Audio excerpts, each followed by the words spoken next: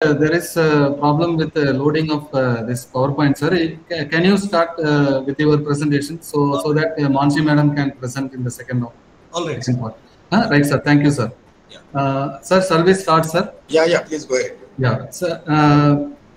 Miss Naina Gupta, are you there?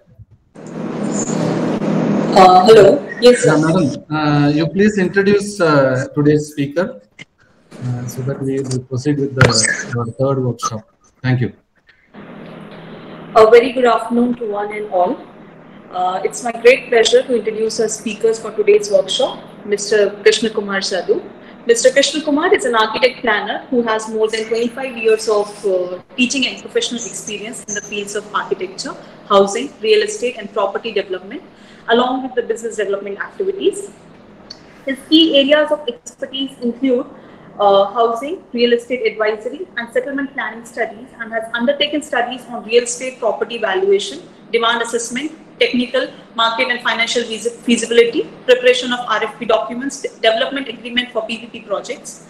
As a team leader, team member, project advisor, he has completed several assignments covering feasibility, best use option and valuation studies in Hyderabad, Visakhapatnam, Vijayawada, Tirupati and Guntur. As a freelance copywriter, he had penned project literature for brochures of various real estate projects and of a few industrial products.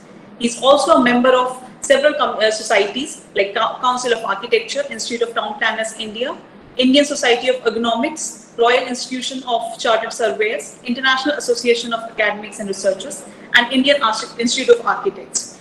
We welcome you, sir, and I would request you to kindly deliver your presentation for today's workshop. Thank you. Yes, sir. Please, small change, sir. Actually, no problem. Go ahead. No problem. No problem. Go ahead. Mr. Kumar, go ahead. Sir, Adinarayan sir, you were telling something? No. Please go ahead, Krishna Kumar. Yes. Okay, sir. Right. Thanks to Honorable Director SPAV Vijayawada, Ramesh sir, and thanks to the host and my colleagues, and thanks for doing the splendid job of introduction. Let's start the presentation.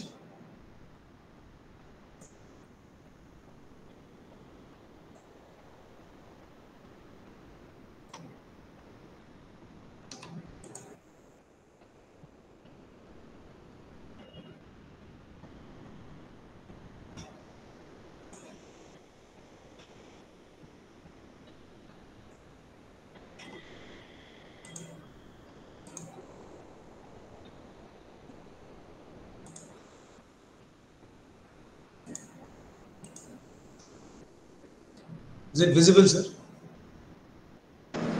Yes, sir.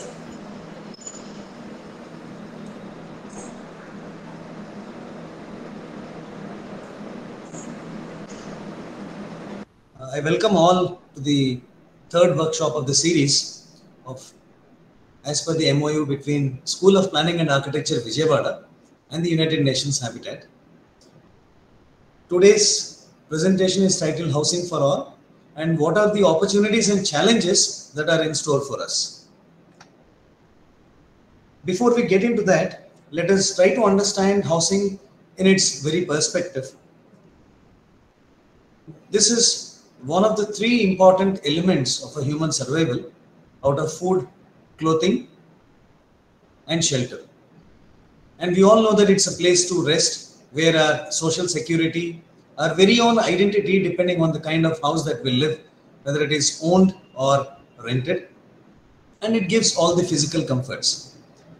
But more than that, it is very essential that it plays a conspicuous role by its presence as well as absence in a country's economic development. It accounts for about 20% of the total economic activity, and it is one of the biggest fixed asset of any household. This is as per the European Commission's report of 2005, and even besides that, it is a fact that each of us consider housing as the most prized possession. While we have many other possessions, housing somehow is related to our dignity. Sorry. In case you are moving the slides, that's not changing. We are still on the first slide. Are you on the cover page? Yes, sir. Please wait. So it's not on the full screen. If you can put it on the presentation mode. How's it now? I think you'll have to change slide by slide. It's better you put it on the presentation mode, sir. Yeah, it's in the presentation mode, man. Are you not seeing need and importance of Horton? Yes, sir. Now we can see this slide. Okay, sir, full screen presentation mode. It's a full screen, sir, on my screen actually. Let me try and open it once again. So KK sir, instead of sharing a window, if you share the entire screen, then it will be visible, sir. Sometimes that also happens. Okay.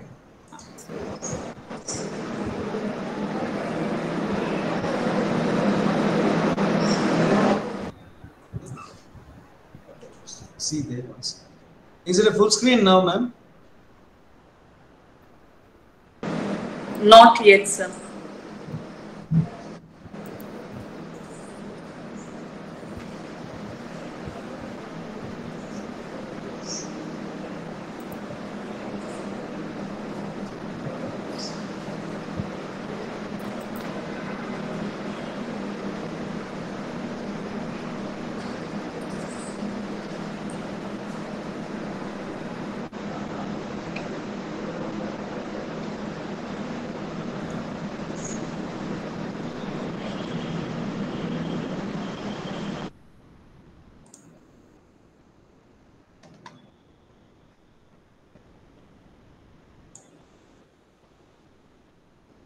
Can someone check it now?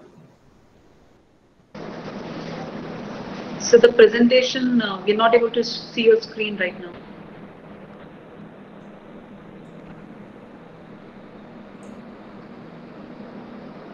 Sir, please share your screen, sir. That's what I did, sir.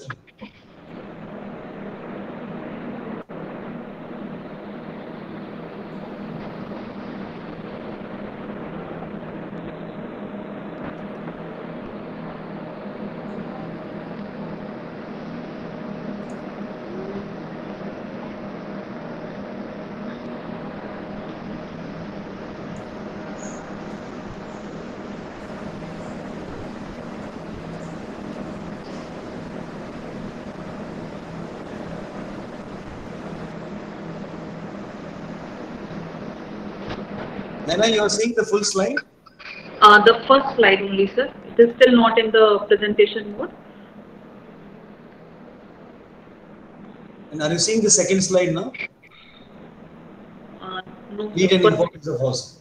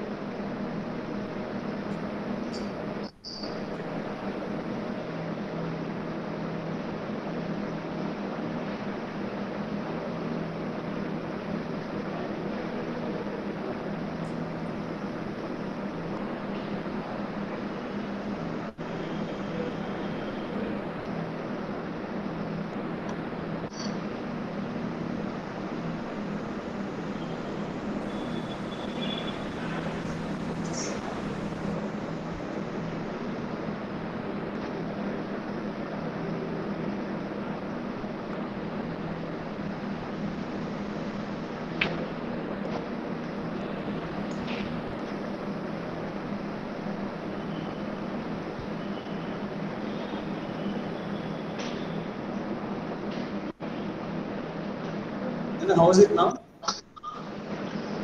So we cannot see your screen.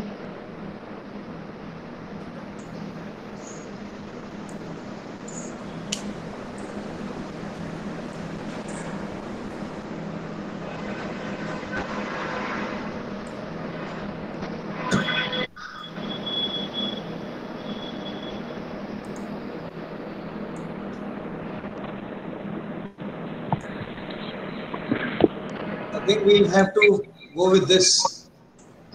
Okay, okay. KK, I think you can go like this then, because it's not coming.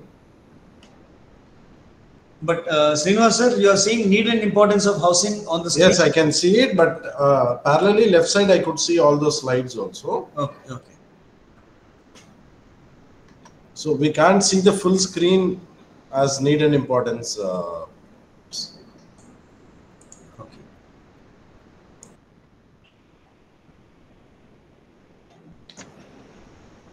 Let him go ahead now that it is a time. KK sir, you can continue like that, I think. Yes, sir.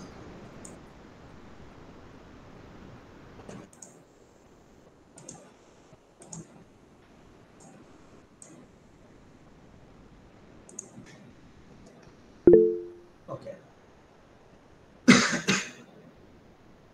It's one of the key inputs in social and civic development of a nation because it plays the role of being a very valuable and major economic driver of a nation. It contributes directly to achieving broader socio-economic development goals. And when we talk of India in particular, it's the second most populated country as per 2011 census, having its population at 1.21 billion. And out of that, 31% of the population lives in urban areas, which comprises of 7,933 urban centers. Move the screen. Slides are not moving. No, it's okay. Yeah. So it is 31% of population lives in urban areas, which comprises of 7,933 urban centers. Out of which again, there are 53 cities with populations above 1 million. These numbers only help us to understand what is the present scenario of urbanization in India. And it also diverts us to the fact or orients us to the fact that urban housing shortage is more prominent than the rural housing shortage. As per the Indian Institute of Human Settlements research on urban India 2011, it gives three scenarios. One is of 1951, 2011, and what is projected as an aspirational number for 2030. In 1951, there are only 5 Indian cities with a population larger than 10 lakh or 1 million and having 41 cities with a population of greater than 1 lakh. Whereas in 2011, there are 3 cities now with population of more than 10 million and 53 cities with population greater than 1 million. So this shows the shift of quantum of people living in urban areas as also the number of cities which are accommodating that kind of urbanization. By the year 2030, it is projected that more than 40% of urban population will be there or will be more than 40% urbanized with nearly 75% or 70% of incremental jobs being created in urban areas. Now this last mention or projection is linking the kind of the percentage of incremental jobs that would be created in urban areas, which can lead to the migration of people from other areas to urban areas, thereby conclusively taking it to 40%. Now, if you look at the importance of housing in terms of developed economies and then developing economies, in case of developed economies, they contribute significantly to the GDP. It is one of the tools for making monetary policies and also taking leveraging on those policies. It builds wealth not only for an individual as a prized possession, but also for the economy as such. It looks at equitable distribution of wealth, not equal, but equitable distribution of wealth. And it has a multiplier effect on local economy. There are, of course, non-housing related expenditures also, like in case of employment, we talk of direct employment and indirect employment. In case of housing expenditure also, there are peripheral expenses which can be put under non-housing. So these two are cumulatively combined when we say significant contribution to the GDP. And there is local government finance. Whereas in case of developing economies, it is more of labor intensive domestic production and which stimulates small businesses and also generates income opportunities which are home based. It gives rise to microfinance for the housing sector and encourages or lures the development of land and development of various real estate systems having different asset classes like residential, commercial, retail and the like. And it also helps in development of primary financial market and secondary financial market. This slide talks about what are the other areas which will be propelled because of housing in developing as well as developed economies. And importance of housing also extends to have its role in housing and poverty alleviation. It acts as a strong motivator for savings and investment, because people would make their savings with their prioritized target for creation of their own housing. They also get extra income by renting surplus houses, because there is a great deal of prevalence of the system of second house or third house, which is attributed to the investment tendency of people who are able to afford that.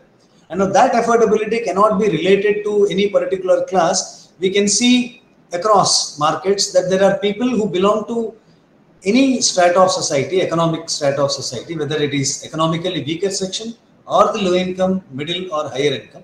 There is a tendency of possessing more than one house based on their affordability, and the extra houses are given on rent, and that also can add to their assets as well as savings. But these savings, they can prepare themselves for meeting other expenditure of their life, or to move into a better housing position.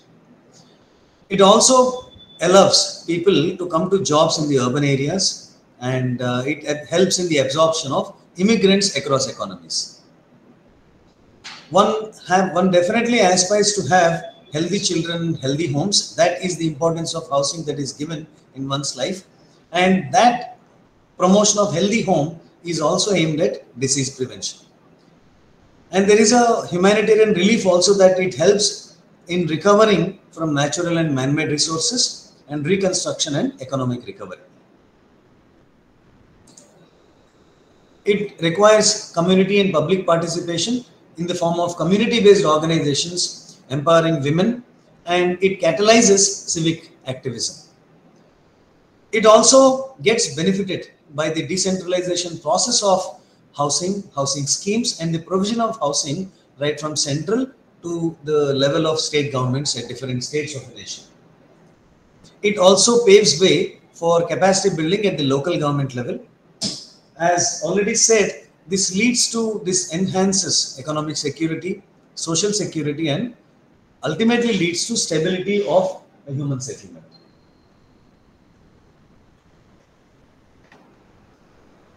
At the global level, the housing shortage can be understood by these numbers. The United States of America has a shortage of 1.5 million housing units, while at the global level, there is a 96,000 housing needs to be provided per day, because the cumulative, including latent and present, it is a 3 billion people who are waiting for access to adequate housing by the year 2030. Going by that rate, 96,000 houses, nearly 100,000 housing units have to be provided per day at the global level.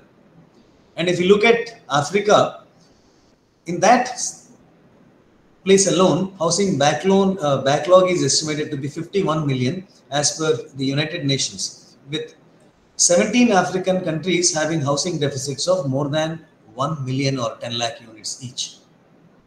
So these numbers help us to understand that more than 1.8 billion people around the world either do not have adequate housing, and an estimated 15 million people out of this are forcibly evicted every year. So this comes, the point to be driven home here through this slide is that the shortage is not only because of homelessness, it is also homelessness from the beginning of anybody's context, but also because people are evicted either as residents of unauthorized settlements or because they are blighted areas. Of course, there is a difference in the definition of a blighted area of the United Nations Habitat, and then in case of India, where we differentiate clearly slums and squatters. And 150 million people, that is 15 crore as an Indian number, are still affected by homelessness. According to the Housing and Land Rights Network, there are 24 people who are evicted every year. This is only for us to understand more on the timelines. This is with reference to January and March 2022, and especially during the third wave of COVID-19 pandemic. And the urbanization, India has an urbanization rate of 1.34% in 2021. And that amounts to saying that the urban population of India attained a value of 475 million people in 2021 alone, by 2021. And the urban population of India as part of this was highest in 2021 with 475, as already said, while in the recent past, it was in 2018 that there was 443 million years. During these 3 periods, there is a tremendous increase. There is an existence of housing shortage because of a significant gap between demand and availability of affordable housing, both in terms of number as well as of quality. The Ministry of Housing and Urban Poverty Alleviation, Government of India, it constituted Technical Group 12, whose report mentioned that the country was facing a housing shortage of about 18.78 million during the 5 years of 2012 to 2017. Out of this, 95% of the shortage is in the affordable housing segment. That means we can understand that a great impetus needs to be given to promote or to encourage developers, government and the private sector, including individuals, to lead to an augmentation of affordable housing segment. Now, what is affordable housing segment? The affordable housing segment, if you take the building bylaws or the development control regulations of a state like Andhra Pradesh, is that it is within 2 million rupees, Indian rupees, and it should have not more than 1000 square feet. That means 100 square meters. So that is the context of affordable housing understanding with reference to state of Andhra Pradesh. Now, this can vary from place to place across geographies, and the 95% of shortage which is mentioned, bulk of that come from low-income families. And there is a need for additional affordable housing in India cities. That means affordable housing cannot be viewed as a ticket bearing 2 million rupees and 100 square meters built up area, but it needs to be, the level has to be further lowered so as to cater to the lower income group and the economically weaker section who enjoy relatively lesser financial access and lesser access to resources, infrastructure. And to enhance the understanding, between 2012 and 18, the housing shortage calculation was done with the help of Technical Group 12 report. And the urban housing shortage is estimated to be 1.5 times the urban housing shortage that existed in 2012. So we can see in the graph that by 2008, nearly 29 million units would be required. And if the slums, the rate at which slum population is growing, or the dwelling units in slums and squatters is growing in India, by 2018, it would authenticate one to understand that 50 million close to 50 million units would be required. And India's urban housing shortage is primarily contained in the economically weaker section and low-income group. And as per a demand supply research, the top 8 cities in India require approximately 0.6 million homes each year on year on an average, compared to what is being supplied is 0.2 million. So there exists a 0.4 million housing units in a given year in India alone. It is estimated that more than half of the population owns their home, while almost a third of the population lives in rents. So the homelessness is not that one is not having a shelter at all. They have, but not of their own. So it includes the figures of tenancy while we talk of housing shortage, and also the physical condition when we think in terms of slums and squatters or the informal housing sector. Now this graph shows the demand and supply variation in 3 income groups: the high income, the middle income, and the low income group. This graph is substantiated by the text given in the previous slide. There is a huge demand supply gap in the low income group as compared to that of the gap in middle income group and high income group. And this gap can be attributed primarily to the pricing of housing, but that house price is affected by the demand side and supply side. But otherwise, the house price has to cater in terms of repayment capacity, depending on the interest rate, the overall economic growth, the per capita income, as well as the country's economic situation. The number of households which comprise this housing need or housing demand, also creating an opportunity cost to be addressed in the real estate and the non-real estate sector. Availability of mortgages, these all affect the house prices. While on the demand side, affordability of housing creates a demand, and there is also speculative demand based on the demand supply gap in a given particular situation. There can be an artificial demand, and which is highly speculative and spiraling in nature. And on the supply side, the supply is dependent on houses that are built and the number of houses that are sold. Now this, as far as literature is concerned, may be true in its own place, but the real scenario may vary from one city to the other, while we are only looking at the numbers that are available at the nation level, at the most at the state level. So in certain cities of a state, there is an oversupply of housing. In certain other places, there is an undersupply of housing. If we look at any particular state's context, the state at the most may be giving good numbers of housing supply, but in a given city, the numbers may be very discouraging. Where they are needed more, the housing supply is less, and vice versa in other places. So the correct demand assessment or correct market assessment has to be addressed by the developers and the government through its housing schemes equally, so that there is no oversupply of housing, especially where it is not needed. If you look at it as a business, then it drives a huge competition in the real estate sector based on the uniqueness of the products that each developer provides.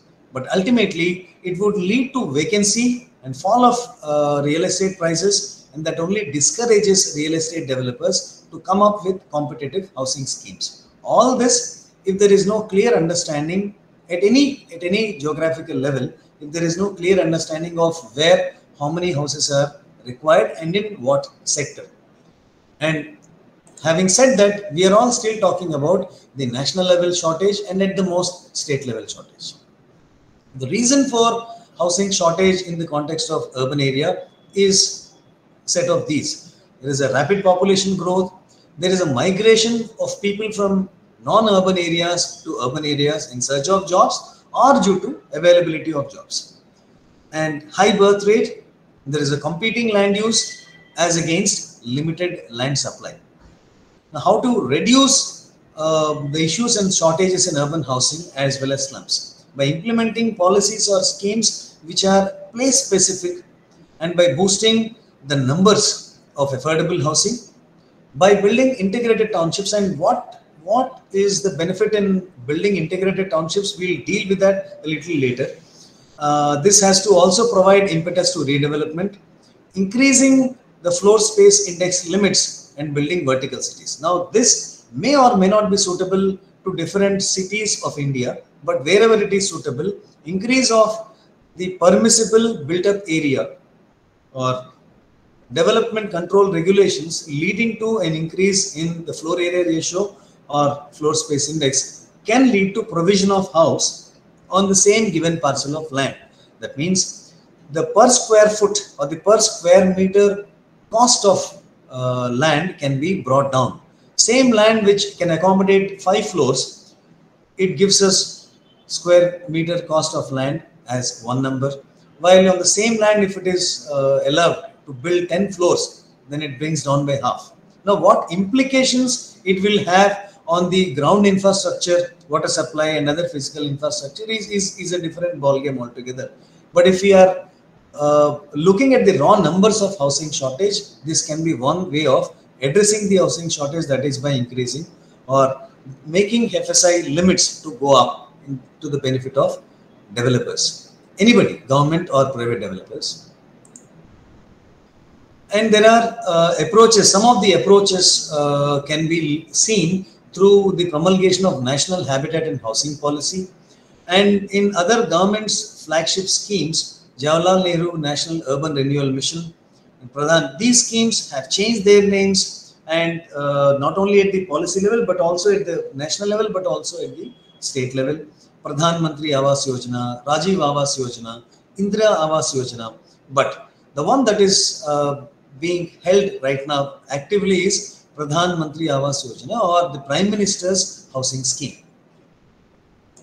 Let's look at housing finance. It refers to the finance for meeting various needs related to housing that can be vested for the purchase of land or house or flat or residential apartment. It can meet the requirements of acquisition of a land, construction of a house on the same land or on a different parcel of land, and also extension or modification of an existing house. The builders and importance of housing finance is required not only for individuals but also for developers and developers also. The builders or the developers need finance for acquiring land so as to build housing units and sell, to purchase building materials, and also use for various construction related activities. Whereas the actual beneficiaries need finance for construction of a new house, for repairing the existing house so that the blighted area becomes non-blighted as an individual dwelling unit component, and of course renovation or extension of existing houses. Now, the classification of Indian housing finance industry can be seen in the organized and unorganized sector. In the organized sector, we have institutions like Housing Development Finance Corporation, Housing and Urban Development Corporation, banks which are nationalized, Life Insurance Corporation, General Insurance Corporation. Whereas in the non-organized sector, there are small private financiers who are less controlled by the finance system or arm of the country. The large informal sector meets actually 2/3 of the housing finance in the country.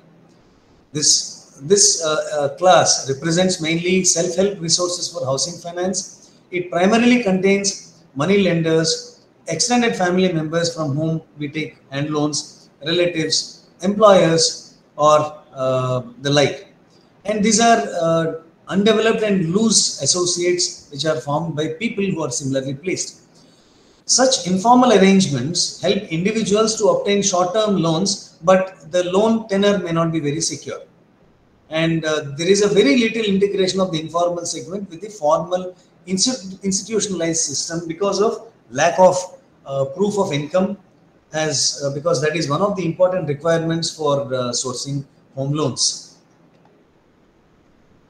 And who are the primary players in the specialized, organized and housing finance institutions? One is Housing and Urban Development Corporation. This is a fully owned subsidiary of the Government of India, established in the year 1970, roughly 5.5 decades. And its primary objective is to improve the housing conditions in the urban as well as rural areas of the country by way of building satellite towns which can merge or which can bridge the gap between urban areas and rural areas. It has to vest its interest in financing building material industries, undertaking consultancy in the areas of housing. And we also see Housing Development and Finance Corporation Limited. It was started in 1977 as a private sector institution to make long-term housing loans. It acts as a mortgage bank. It raises long-term funds from institutional resources and lends the same to home buyers. It follows a variable rate of interest, and it also receives assistance from USAID and Aga Khan Foundation as two of the many initiatives to empower housing finance activities. We also have the National Housing Bank, which is an institution established by an Act of Parliament. It is wholly owned by the Reserve Bank of India, whose responsibility is to develop a credible housing finance system. And to do all this, we can recognize that it was empowered under the provision of National Housing Bank Act 1987 to regulate various housing development finance corporations.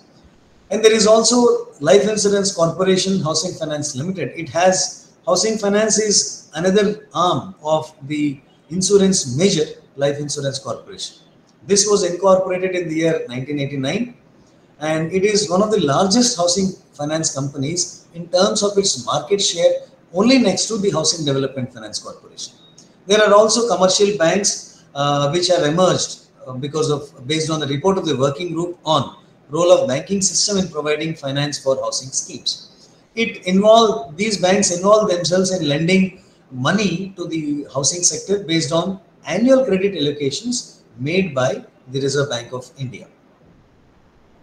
There are cooperative banks, and there is also the private sector housing, which of course is regulated by National Real Estate Development Council, the Real Estate Regulation and Development Act, and the Confederation of Real Estate Developers Associations of India. They have their role in regulating the activities of private developers by accrediting those developers and also by rating institutions based on their experience, capacities and turnovers. Now we may get the primary pitch as to how this accreditation helps. There are developers which approach international property consultants to undertake feasibility of doing any particular project. Or even these developers approach banking finance corporations or HUDCO for provision of loans. So at such times, these accreditations and past reputation really helps in lending a risk-free loan. Risk-free loan, of course, subject to abidance of the terms of payment. We come back to Housing and Urban Development Corporation. As was already said, it was in vogue since 1970. It is under the administrative control of the Ministry of Housing. Its mandate is to build affordable housing and to carry out economic urban development. And it also propels housing and urban development program in India with special emphasis on low-cost housing. So one of its initiatives in the past was a lab to land. There may be many initiatives taken by building research organizations which come up with technologically proven cost-effective housing approaches. So though HUDCO takes the responsibility of carrying these initiatives or engaging itself in knowledge transfer from the lab to the land where it ultimately has to be implemented. It also is involved in development of building material technology and industries on its own, and it provides consultancy services within India and abroad. These are its objectives. One is long-term finance for construction of houses. It can also wholly or partly undertake setting up of satellite towns which merge or which bridge the gap between the urban and rural areas. It undertakes the setting up of industrial enterprises for bringing out new and enhancing the supply of building materials. And it can subscribe to the debentures and bonds to be issued by the respective state housing urban development boards or housing improvement trusts, development authorities, etc. Basically for the purpose of financing the housing sector and urban development programs. It promotes, assess and provide consultancy services for the design of projects and planning of works related to this pertinent sector in India and abroad. It tries to undertake business of venture capital fund for investment in housing and urban development sector, and also facilitates innovations in these sectors. We have another institution, that is Human Settlement Management Institution, whose activities are supported by a multidisciplinary group of professionals. Its objectives are to enhance professional capacities, to undertake evaluation studies, to act as a think tank and catalyze change in the field of housing, both at the national, state and the local government levels. It has another objective to promote networking with various stakeholders at the national and international levels, to establish a state-of-the-art resource center in core areas of excellence, and to enhance, to act as an extended arm of HUDCO, which is catering to emerging needs of its operations through research and capacity building. In National Housing Bank, it came into vogue from the year 1988 to promote the housing financial institutions both at local and regional levels, and to ensure a sound and healthy housing finance system. And broad functions of NHB also include supervision and grievance redressal regarding housing finance companies, financing by itself, promoting and development of housing sector. It supervises housing finance corporations while also regulates the housing finance corporations, that role being with Reserve Bank of India.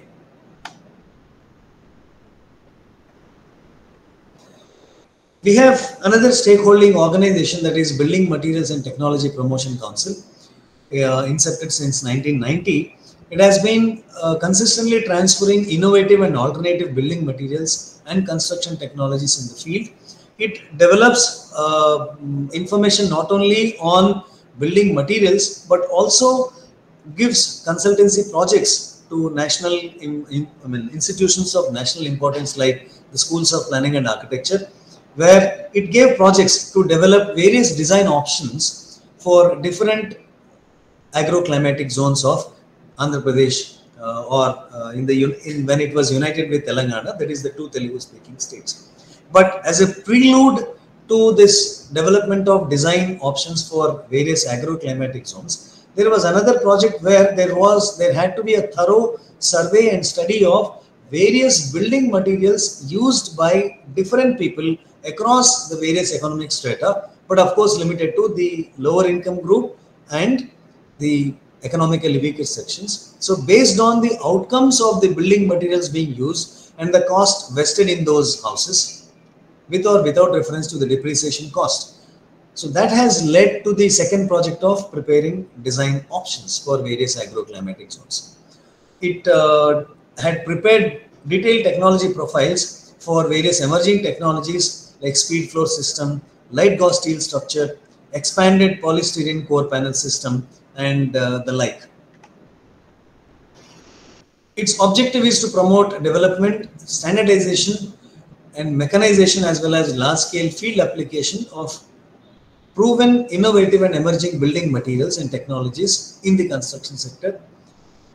To engage itself in capacity building and skill development, wherein it works as a training resource center for capacity building. It has to engage itself in disaster mitigation and management by a thorough study. It also undertakes project management consultancy, and it also offers consultancy projects to institutions of national repute. Now, all these were the various stakeholders, whether it is the National Housing Bank or Housing and Urban Development Corporation, through various policies. But what have been the offerings in the past? One of its kind was the Sites and Services Scheme, with reference to India. It talks about the provision of only plots of land, either through the provision of title, a clear encumbrance-free title, through land perpetual lease tenure systems, and supporting that land parcel with basic essential infrastructure like water supply and access to sanitation. And these are sponsored packages of the government related to shelter, which can range from a minimum provision of a plot which is surveyed to a next level of serviced sites, and to the highest level of completing core housing with utilities and access to community-based services. Now, the level of services associated with site scheme depends on the ability and willingness of the beneficiary population, who are the ultimate ones to afford these provisions. And these stakeholders are of two types. One is the intended beneficiaries, who are lower income families within an urban area, characterized by their being in informal sector jobs or irregular employment, and who also lack the necessary assets to enable them to afford a formal house. So their task is to build the dwelling. And then the other stakeholder is the implementing agency.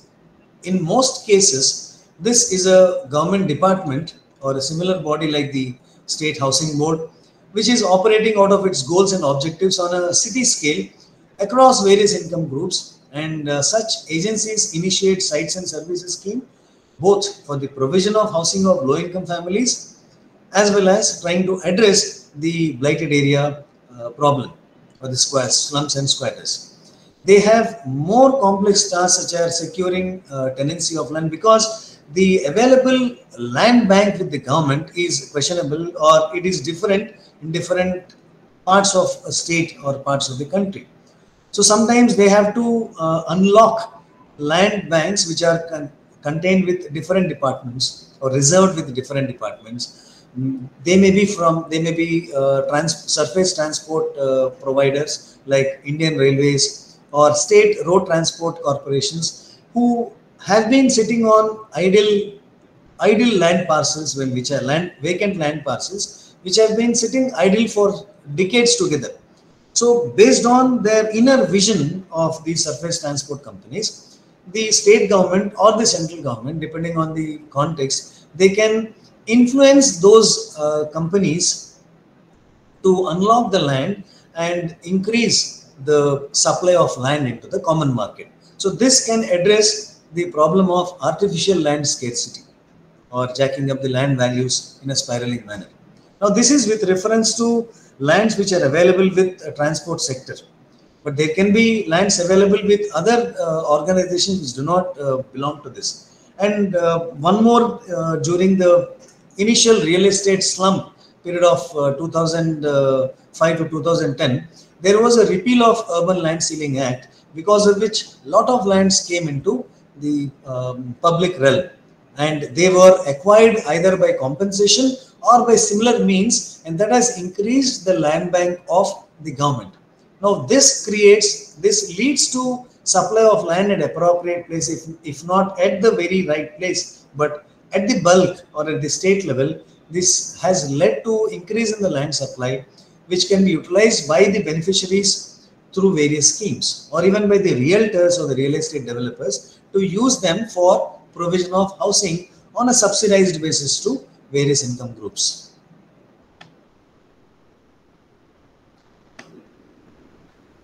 Now the flagship scheme of the present, that is Prime Minister Housing Scheme, it is a mission of the Government of India implemented by the Ministry of Housing and Urban Affairs, which started in 2015.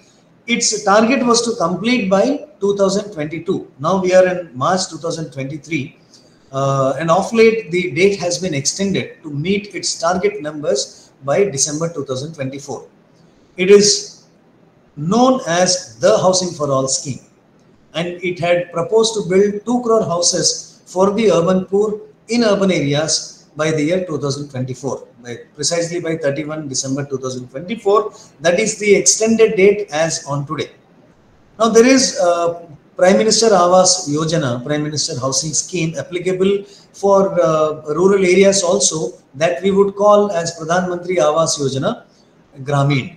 So what we are looking at on the screen is the with reference to urban housing scheme.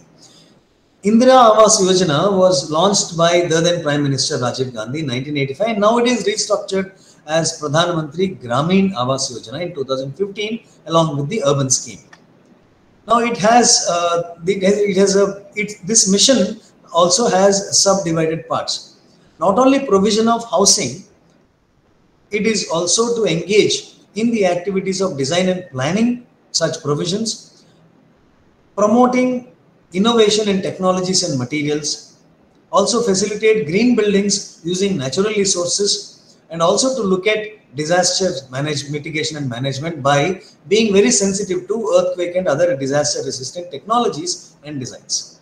All the 4,041 statutory towns as per 2011 census of India, there is a focus on 500 class 1 cities which would be covered in 3 phases as per the implementation plan. The first phase to cover 100, second phase to cover 200, and the remaining to be covered in other cities by December 2024. And there is a plan of action, Housing for All, as we call it, and acronymized as HFA POA, which means Housing for All plan of action. Now this plan of action includes slum dwellers and other urban poor, where there is a listing of slums, collection of data for all slums, analysis of the data thus collected, and all these slums are with reference to the slums which are notified by the respective urban local bodies. So this is an 8-step process starting from initiation of the HFA POA to the formulation of annual implementation plan. And it operates itself in 4 different verticals importantly. One is in situ slum redevelopment, where land is used as a resource with the help of private participation by either granting extra floor space index, by activating TDR bonds, and promoting on FAR. The second vertical is affordable housing, promotion of affordable housing through credit linked subsidy. there is a subsidy given, and there is also a credit mechanism that is in place, in the repayment of which there is a subsidy. And the third vertical is affordable housing in partnership with private or public sector, including parastatal agencies.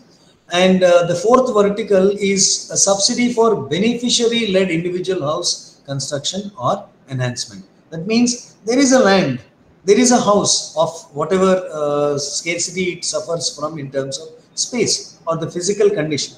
So such users or such beneficiaries will also be identified, and they would be given financial support, and that would carry a subsidy. That means the land belongs to the user, the house belongs to the user if at all it exists or otherwise, and then there is a subsidy given. That means the fourth vertical does not necessarily stem from the fact that everything is being done by the government, be it the central, state or the urban local body level. And it identifies economically weaker section in terms of income level, the corresponding size of unit.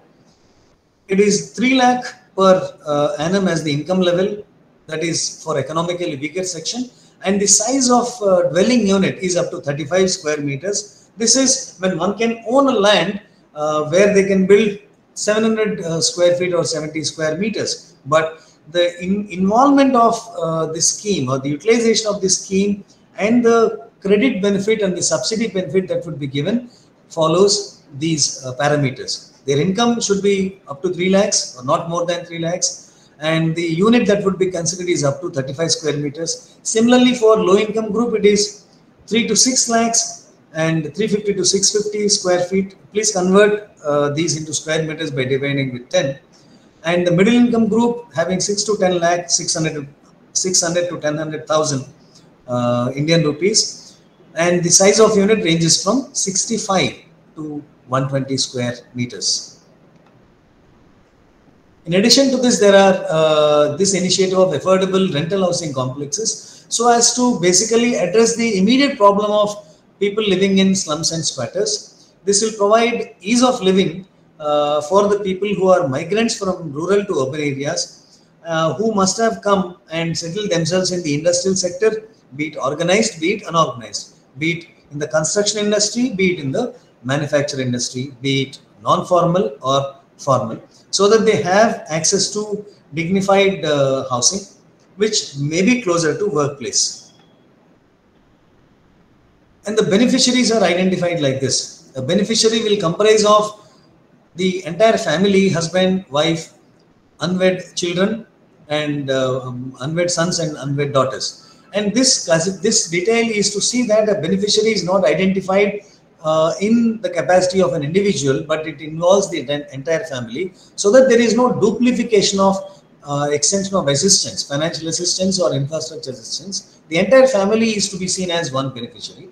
They should not be owning a physically sound or a pakka house in their name or on the name of any of the member. And their income limits, as seen in the previous slide, it is the same thing. The houses which are constructed or acquired, constructed by themselves or acquired by other means, should be in the name of the female head of the household. Now, this is applicable for houses which are constructed as part of the government scheme, or this encourages people with existing houses but require financial assistance to add the name of the spouse, name of the lady member of the house as a co-owner. So this also is one part of it towards women empowerment. And the benefits that are accrued to developers is land, the provision of land. Government will provide or will assist developers to provide land in urban areas, which, as I said sometime back, the repeal of Urban Land Ceiling Act brought in a lot of land supply into the real estate market. And there can be a flexibility in the norms of or in the development control regulations, like building more floors, having more ground coverage, like that. And the central assistance for economically weaker section house, or help by influencing the developers to lower the price of dwelling units. Now, for instance, a developer builds houses for various economic strata. So the developer can take an option of selling the houses of the higher income group for a premium and using that surplus income or that surplus money to subsidize the selling price of the economically weaker section houses and the lower income group houses, if at all they exist. And there is also capital subsidy to developers of rupees 50,000 per home, or 25% of the core infrastructure cost of the project, whichever is less. So these are certain incentives. And the National Housing Bank also provides credit risk guarantee for home loans only up to 500,000 Indian rupees. And there is a single window clearance of maximum 90 days period. It's the maximum 90 days period for sanctions and necessary approvals. Now, of course, it is part of an encouraging promotional material, but this is sourced from the Prime Minister Awas Yojana Information Scheme website. So the before and after show the existence of informal houses, both probably in terms of their title and also their physical and structural condition, which are replaced with houses. Now we are not getting into the vernacularity of this. We are not getting into the study of whether the residents of these houses really will be able to morally and emotionally own these houses. They have been living in ground plus one house or ground level, and these apartments boast of accommodating them on floors up till 7th, 8th, 9th, 10th. So what is the response of the users? This is not the window within which we are talking. We are only talking of housing numbers and then measures taken by the government to address this housing shortage. So one more picture. This was the high-rise in building, and this is the individual houses.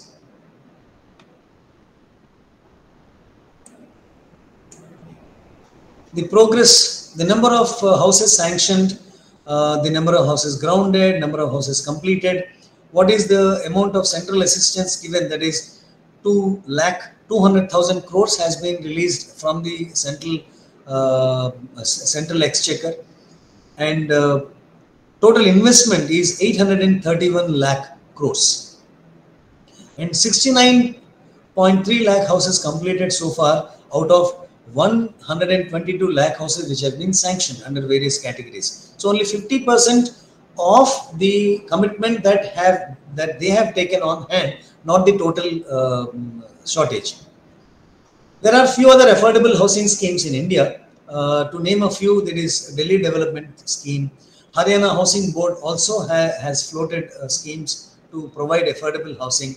Uttar Pradesh Housing Board, Kerala Housing Board, Odisha State Housing Board, and these are some of the institutions which have floated their own housing schemes to assist the central government to meet its target, and state government is not doing any favor to the central government. The housing shortage is vested with different states, so the state is in a way trying to do its give its pro rata contribution directly or indirectly by assisting the central government and also accruing or obtaining financial assistance for these housing schemes. Now we look at the challenges. The challenges involved in developing affordable housing as an approach to address or to achieve housing for all objective is the scarcity of land. And there is an artificial shortage of land because of blocking of land by developers for their prospective housing projects, and also leading to an opportunity cost. Land may be available in smaller ticket size, but not in the big ticket size. If the housing for all mission has to be achieved, the size of land parcels probably has to be in acres or hectares, not in square meters. So the availability of land in that size is challenged in terms of its location. It may be available in the real outskirts, but those outskirts or those areas are not proportionately supplied with physical infrastructure. They are not supported by the physical and social infrastructure. So that may discourage people to opt for buying houses in such outskirts or far-flung areas. When the people or the prospective buyers are discouraged owing to the poor location or owing to poor access to physical and social infrastructure, this results in bringing down the saleability or the marketability of the houses. So this leads to a great degree of vacancy of the houses which are being built, high rise, low rise or medium rise. So there are houses which are built, they are not purchased or they are not occupied. Now this should not be confused with oversupply. This is not oversupply. It is because of excuse me. It is because of the improper placement of such units within the city or across the cities of a given geographical location of a state. So that creates opportunity cost, meaning wherever there is availability of land which is supported by physical and social infrastructure locally, that would go for a real high value. And that can bring down the profit margins of the real estate developers. And if the real estate developers are unable to meet their profit percentage expected as per their own Excel sheet and financial modeling, then this can directly or indirectly lead to a shortage or a dip in the supply of houses. Now, when there is a dip in the supply of houses, that means we are talking of housing projects which are less feasible. Then we probably cannot talk confidently about the mission to be taken up by the private developers, or the state governments cannot rely on the capacities of developers to help them in addressing housing shortage. Of course, the cost of construction in the threshold cost is more. There is a high increase in government charges. Now, of course, this can be debatable. The government charges that are required for approval of various schemes, approval for project to be constructed, there may be reasons which are valid at the level of the government or the exchequer, but seen from the other side, it also can be one of the challenging factors for developers to come forward to take up housing projects. These charges can be also coupled with the timeline taken. While there is a green channel or there is a single window clearance, but in practice there may be projects which are delayed due to delay in approvals, in addition to the financial aspect of it. There is a rigid land use planning. Being an architect planner, probably I should not use the word rigid, but the land use planning where there is an allocation or apportioning of land for residential and non-residential, that cannot be compromised, but ultimately it affects the quantum of availability of land in a way that it lures the developers, private or government developers or housing boards of the state government to construct houses in all the choicest areas. Sometimes the building bylaws may be irrational. That is another challenge. Now, this can be attributed to a stringent or a very strict number of floor space index. Yes, there are places like Mumbai in India and many other places where FSI relaxation is given as long as the project subscribes to the addressing of housing shortage. But they are only a handful. There is a lack of access to home finance for low-income groups, either due to lack of a credible proof for their income. So that is why they resort to informal informal lending sector, which ultimately puts them in a fix when it comes to repayment. By the year 2022, India needs to develop about 11 crore housing units, supposed to be, as per PMAY, but this deadline got extended to 31 December 2024. Even then, of course, unless we are very highly optimistic, it is an uphill task. The deadline is not very far. The level of annual investments in the housing sector is to be doubled to 250 billion US dollars, without which it is a financial challenge. And such investments need to be completed and complemented with the help of additional investments of 1.5 trillion US dollars for diverting towards urban infrastructure and commercial real estate. The unlocking of land in the urban areas, which amounts to nearly 1.7 or 2 lakh hectares of land, is expected to be required to fulfill urban housing needs by the year 2022. As I said, now this date should be replaced with 2024. There are opportunities for various stakeholders. The affordable urban houses, which is 70% of the total urban housing requirement. There is 30% of the housing need concentrated in just 2 states, Uttar Pradesh and Maharashtra. So this centralization of or concentration of housing need should not be confused with the concentration of development. Smart City and Atal Mission for Rejuvenation and Urban Transformation, that is AMRUT. These provide opportunities for addressing housing shortage. And for instance, if we talk of any one given state's initiatives, the state government of Maharashtra, one of the states of India, is bound to allot 800 hectares of revenue land. That means nearly 1600 acres of revenue land on the outskirts of Mumbai. So this is what is the unlocking of land banks, adding to usable land banks, where the projects are within or near to the city area, wherein job opportunity, availability of ample job opportunities, and the near proximity, houses within the near vicinity, can reduce their construction costs, and it can add to the number of factors which can incentivize or which can encourage people to occupy or buy and occupy houses. And in case of Andhra Pradesh now, what is called YSR, it is named after the previous chief minister.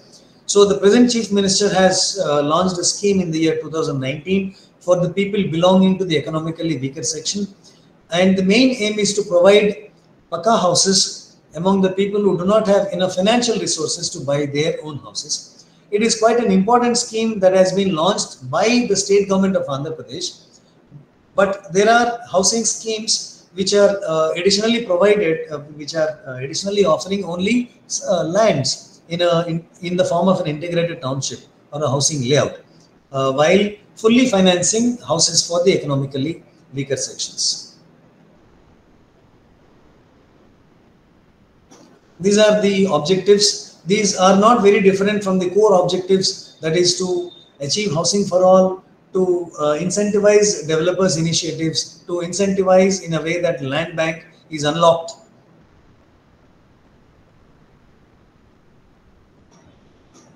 Now there is another smart town scheme which provides houses to beneficiaries within 5 kilometers of the city municipal corporation. And it is bound to have all the facilities so that though it is in the outskirts, the government takes the responsibility of directly or indirectly providing physical and social infrastructure. And the people who are eligible, there is a huge income bracket, is a bandwidth. People who have an annual income of 300,000 to 1800,000 can apply for this scheme, wherein government employees can also apply under this scheme. So it is the organized sector and people who are not in the lower income group, but maybe in the middle income group. Through this scheme, houses from 130 square meters to 200 square meters will be provided based on the annual income of the beneficiary. And the facilities that would be provided will be the physical infrastructure, social infrastructure, and also facilities to enhance the viability and sustainability of these projects. The eligibility in case of this scheme, one must be a permanent resident of Andhra Pradesh. Their annual income, as I said, 300,000 to 1800,000, and they are eligible. People who are in the first bracket of 300,000 to 600,000 rupees per year are eligible for 120 square meters plot, while the others are eligible for 200. And the highest income bracket, with reference to 3 to 18 lakh income, is for 200 square meters. So that is all from my side.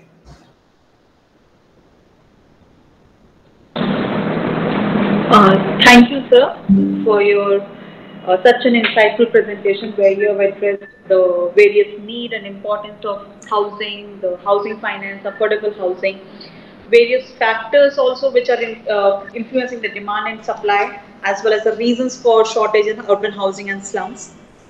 You highlighted different national and state level strategies which are adopted for addressing the housing issues and different affordable housing schemes in India. So thank you for your presentation, sir. Without further question answers, we'll be taking up after the second presentation. We'll continue with the second presentation now, sir. So it's a great pleasure again to introduce our second speaker for today's workshop, Ms. Mansi Sachdeva, who is a senior urban planner at UN Habitat. Ms. Mansi has over 18 years of professional experience and a graduate in urban planning from University of Illinois. She has managed and executed projects in urban and regional land use planning, spatial planning, community development, disaster management, smart city programs, and sustainable development in several countries, including US, Japan, Hong Kong, Malaysia, Indonesia, Philippines, and India. She has led multidisciplinary team of planners, engineers, and architects through all phases of project delivery in multicultural environments. Her core strength is her ability to foster collaboration and goal congruence amongst varied teams to deliver exemplary results. As a certified public participation practitioner, she has designed and executed several community and client workshops, public meetings, focus group, and research field missions. She is passionate about creating synergies across diverse project factions and thrives in a collaborative work environment, building bridges between project communities and numerous stakeholders. Prior to joining UN Habitat, Ms. Mansi was a senior lecturer at James Cook University, Singapore, where she designed and taught urban and regional planning courses at the master's level. We welcome you, ma'am, and I'll request you to kindly take over to deliver your presentation. Thank you, Naina, and good evening, good afternoon to everybody. What a pleasure once again, and I thank SPAV Vijayawada for the opportunity for UN Habitat to participate monthly on these interactive sessions. Dr. Faiz, could I request you to please share your screen? I'll and the previous speaker, Professor Venkatakrishna, has made my job very easy. I don't think I'll need the first section at all now, but we'll quickly go through. So we have so what I'll be presenting today in the workshop is UN Habitat's stance on housing, which is to keep housing at the center of urban development, and different ways and strategies through which the agency does that and propagates the message also. Next, please. So this presentation is divided into 4 parts: the making the case for housing, which the previous speakers also elaborated, so I may go very quickly through that. Making links with housing and the new urban agenda, housing strategies, how a 3-pronged approach could be made, and how it is translated from a national, state, and local level, and some best practices. And these practices, the case studies that we have picked up are international case studies, because we've already seen Indian case studies through different schemes that are prevalent in the country or have been the last few decades. Next slide, please. Next. All right, so we learned again from the previous speaker also that the population, the way urbanization is taking place, we will be 3 billion people which will be needing access to adequate housing, which means a whopping 96,000 units every day for affordable housing units. So the demand is, of course, increasing. Next, please. Next. Affordable housing is often inadequate, and there are 7 dimensions of adequate housing, which we'll talk about in the next few slides. And if you look at today, there are at least 1/4 of the world's population lives in slums and informal settlements, and the situation is no different in our country as well, as we saw earlier. Next. So every year, there is informality and insecurity and unaffordability, and the other end there is insecurity of tenure. So there are people who are forcibly evicted without the consultation or fair compensation because development projects take over, and the city needs. It's a constant tussle between municipal authorities as well as the homeless in our country and globally as well. Next, please. Another dimension to these informal settlements and slums are that the designs are unsustainable. And if you look at the global statistics, construction of homes, they account for more than 19% of our energy consumption. So if we were to change our carbon capturing or carbon sequestration potential for more environmentally friendly cities, there has to be a move towards a shift towards sustainable housing solutions. So more carbon friendly, low carbon construction materials to be mainstreamed into housing practices. Next, please. And of course, there's risk exposure when the adequate housing is not present. So on an average, the urban poor lives 15 to 20 years less than the urban rich. So we have a huge gap in terms of the lifespan. Insufficient housing finance, we did talk about that earlier also. So mortgages remain much more accessible to high income or medium income households, and they exclude most of the low income households with the way systems are designed right now. Housing occupies on an average at least 70% of a surface of a city. And but housing policy and planning doesn't really recognize that how big of a role or how huge of a quantum of attention it should be demanding. It should be prioritized. Next, please. Now we'll make linkages between housing and the new urban agenda. It is at the center of it. Next, please. Yeah, so we'll come to the new urban agenda. We'll very quickly go through a history of housing policy, how it's changed over the last few decades. Next, please. So in the 60s and 70s, post the world wars, the objective or the outlook of the governments was more towards provision. So the provision of basic needs, government was building and managing public housing, social housing, and affordable housing units were directly subsidized by the government and supplied to low-income residents. This was mostly prevalent in majority of the countries. And then it moved in the, so yes, next please. A few examples of how that happened. In Hungary, in Budapest, there was prefab housing in socialist countries. Housing construction was on priority in these countries by the state. Next.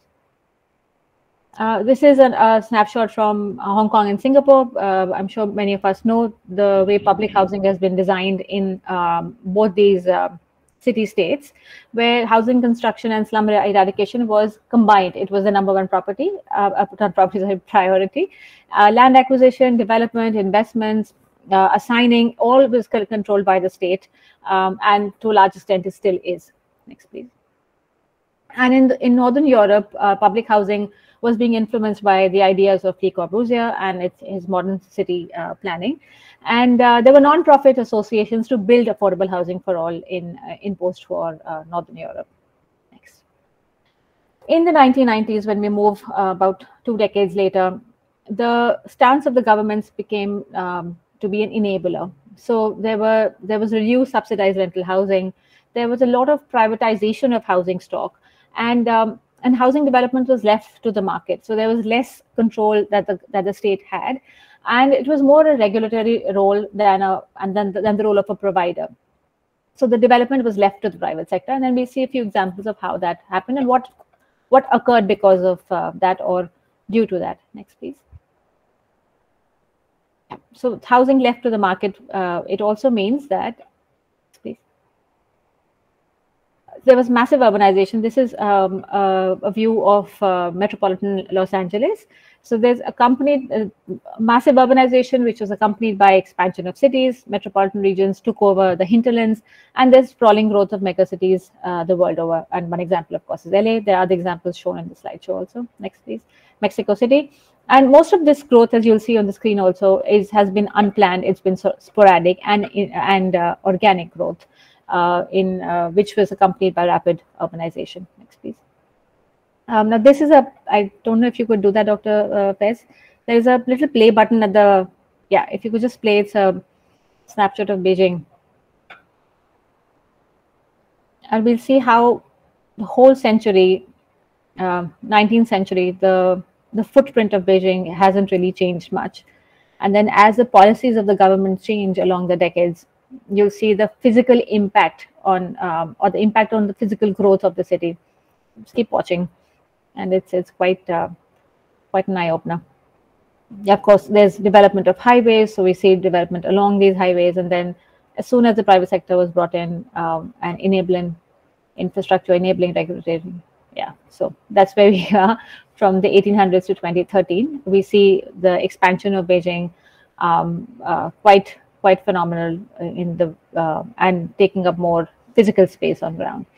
So consequently, what's happened is that housing has slipped from the development agenda since the mid-90s, and that has had an impact on the affordability of how does the low-income household financially access a house. There's housing shortfall, which is a huge challenge, and sometimes is an immeasurable challenge as well. And there's sprawl due to unplanned development.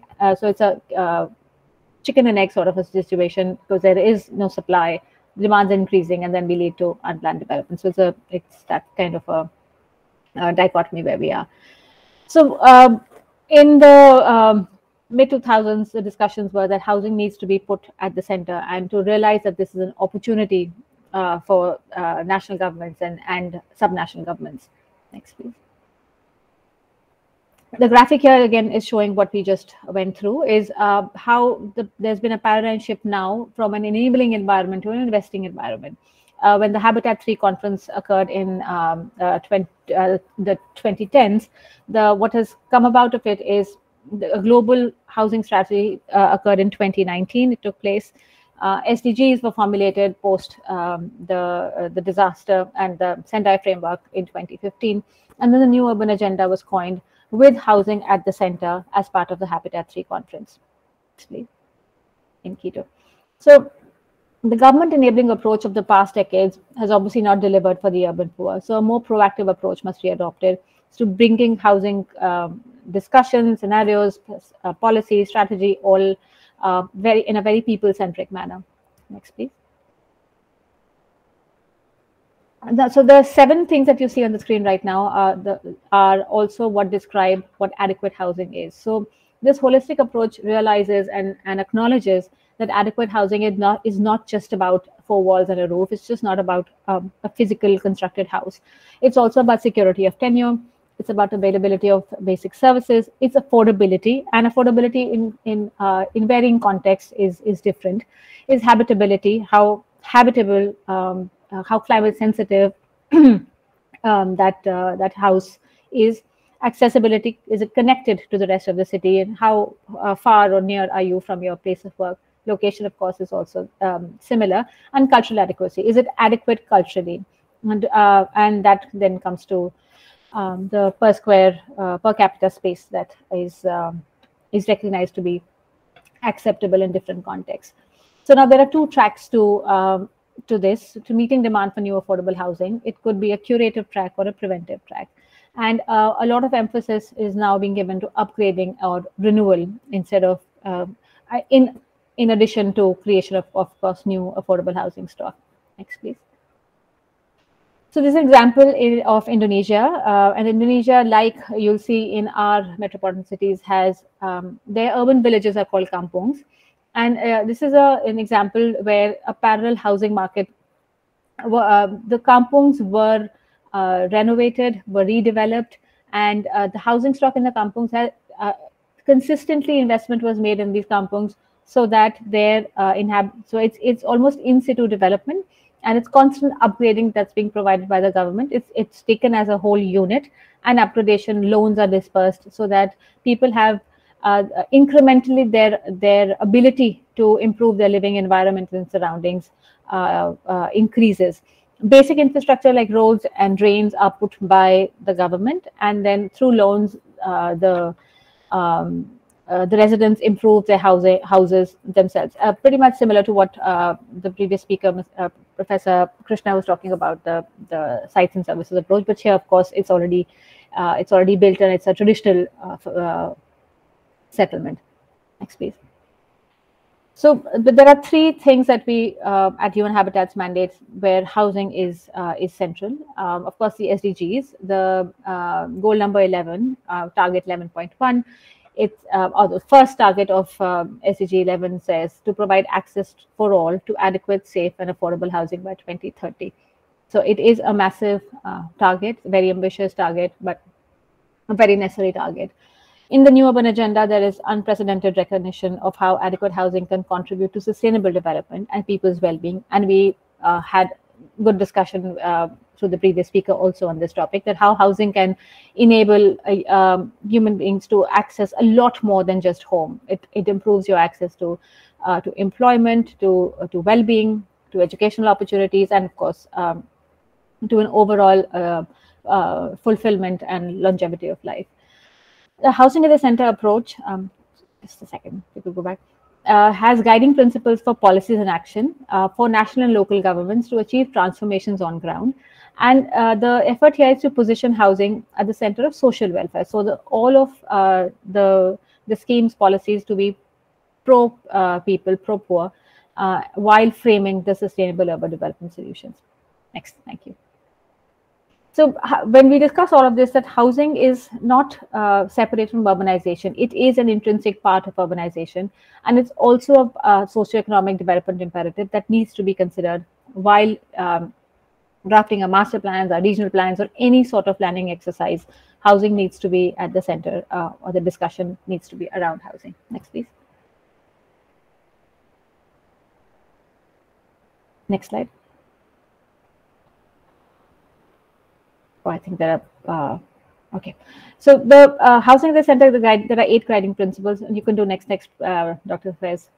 There are systemic reforms. There's a twin tack approach we were talking about earlier, which is curative. Slum upgrading would fall under curative, and preventive would be provision of housing stock, affordable housing stock. So we prevent the formation of slums. And then in the new urban agenda, there are 3 transformative commitments. First, the sustainable urban development should work for social inclusion and ending poverty, sustainable and inclusive urban prosperity and opportunities for all, and then environmentally sustainable and resilient communities. So there are 3 commitments in all of these. Housing has been mainstreamed. Next, please. So the conclusion for this particular section is that we need to re-establish the important role of housing in achieving sustainable urbanization. At the national level, we need to go beyond just housing policy rather, integrate housing into national urban policies on planned urbanization. So housing needs to form front and center into all forms of urban discussions.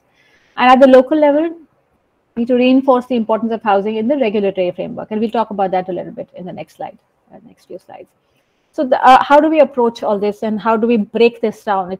It sounds like very lofty target and a lot of words, but how do you break it down into doable actions? And there are the 3-pronged approach, or the 3P approach is what UN Habitat calls it. And the 3 Ps are financial plan, rules and regulations, and design. So there are 3 building blocks to any successful urban development initiative, intervention, design, policy. Next, please. So when we talk of design, you can go to next. There are at the heart of planning and design, if we approach planning and design from the point of view of the 7 principles that we were talking of earlier: habitability, affordability, accessibility, location, cultural adequacy, and security of tenure. So while designing a physical design of these spaces, of the communities, if these 7 things are taken care of, that will be a big step in achieving adequate housing. Next, please. Next. So at the national level, housing policies to be integrated into urban development, providing a framework for growth and investment plan so that it can go in tandem with each other.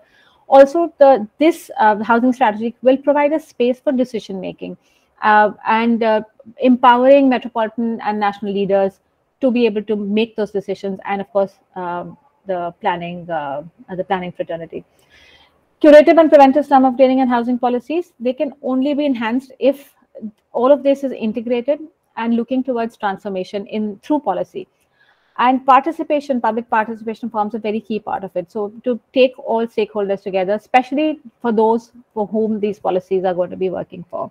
And all policies will need a plan to realize the policy. So there has to be a detailed plan of action with some deadlines, time frame, a financial plan, and of course a monitoring and evaluation plan, which at times we're now seeing can get slipped off the agenda.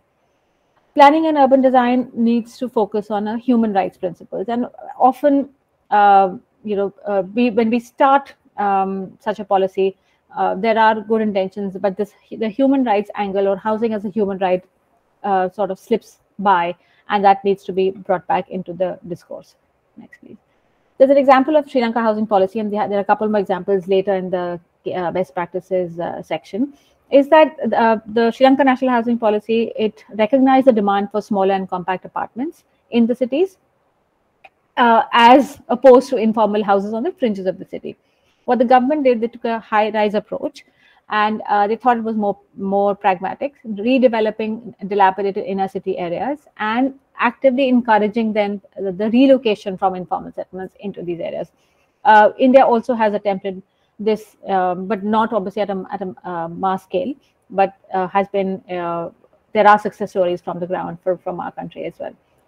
When we move to local level, housing should consider different elements that surround the housing structure. So there's infrastructure, there's public space, land, streets, and the provision of housing should not be just about giving a home. it's never about that. It's always about linkages and how integrated the development is. How does it link to livelihoods? How does it link to the public transportation? How does it link to open spaces? Are we looking at all of those factors that then make up to actually impact the quality of life of the communities?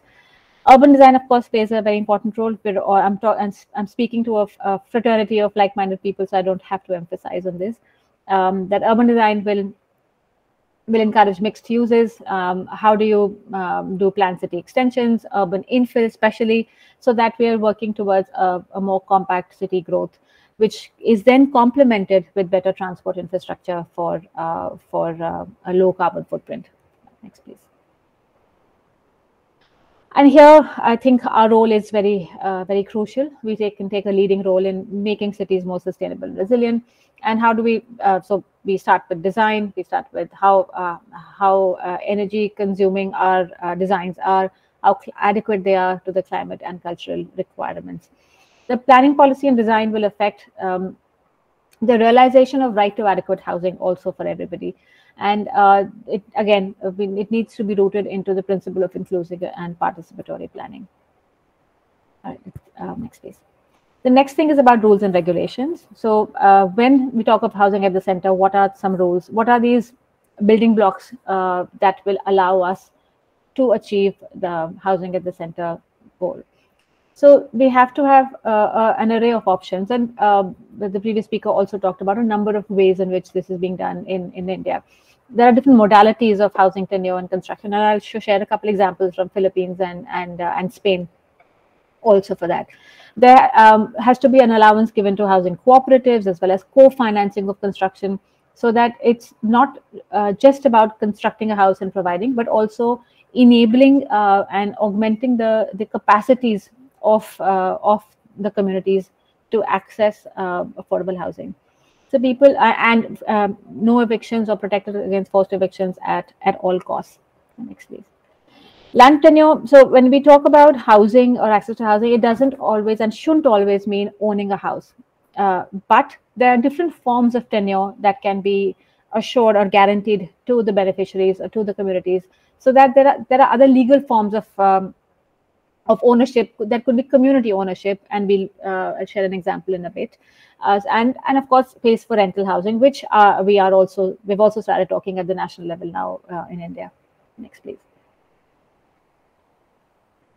So the housing legislation then should be facilitating all groups of people of all age levels as well, and integration of sustainable technologies and use of local materials. And recently, when we had the Global Technology Housing Challenge by PMAY, a lot of this was brought to the forefront. It's about how do we mainstream these newer technologies into everyday construction, into mass construction that happens in India.